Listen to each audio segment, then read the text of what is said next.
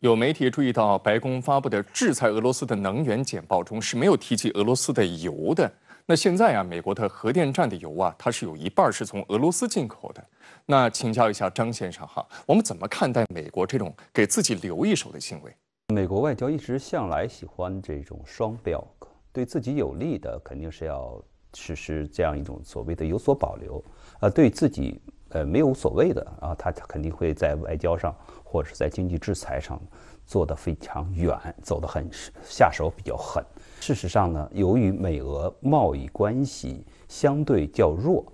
每年的贸易额只有400亿到500亿美元，因此呢，美国在制裁俄罗斯问题上可以说站得最高，而且下手最狠。俄罗斯方面也做出反应了。俄罗斯总统普京3月8号签署了总统令，要求在今年的12月31号之前禁止特定种类的食品和原料的进出口。这个总统令有什么样的意涵？它的影响力能有多大？首先应该看到，这次俄乌冲突对于国际能源市场和大宗商品市场造成了一个巨大的冲击。不仅仅是供需平衡的这样一种失衡，而且呢，我们认为价格体系也处于一种完全混乱的这样一种状态。因此呢，俄罗斯限制粮食和糖类的这种出口，实际上一方面要有稳定国内物价的这样一种考量，特别是俄罗斯现在在制裁的这种背景下，老百姓的生活会受到很大影响。但另一方面呢，我们觉得也要看到，限制粮食和糖的出口，实际上也是俄罗斯反制西方制裁的一种手段。因为俄罗斯和乌克兰两国，在因为冲突啊，他们都可能退出2022年到2023年的这样一个国际粮食市场。那这样对国际粮食市场来说是一个巨大的冲击，特别是我们看到俄乌两国加在一起的这个粮食出口量占世界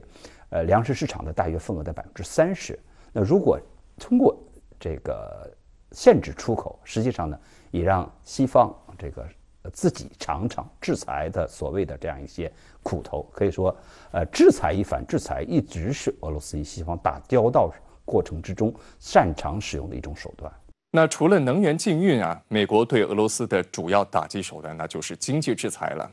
美欧将俄部分银行踢出了 SWIFT。美国海外资产控制办公室也冻结了俄罗斯海外资产，而且还取消了俄罗斯的最惠国待遇。那这一系列的制裁行为啊，对俄罗斯来说意味着什么？林先生，对 SWIFT 开始制裁的话，那这个制裁应该是比较大、比较实质性的制裁了。所以呢，我觉得 SWIFT 制裁呢，导致俄罗斯目前的国内的这